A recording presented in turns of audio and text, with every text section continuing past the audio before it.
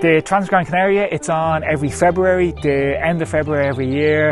It has wonderful numbers, nearly 4,000 athletes come from all over Europe, all over the world. It's really spectacular. It's a very professionally well-run race. There's different distances. You can go from the starter promo distance, which I think is about 16 kilometres, right up to the full length of the island, which is 128 kilometres. It starts in the north on the city beach of Las Canteras, and it goes right up through the centre of the island. You do a small lap of Roque Nublo and then straight down towards the south. And if you really want something really challenging, there's actually one that does a full lap of Gran Canaria, which is well over 200 kilometres. That's called the Gran Canaria 360. So it's a spectacular event.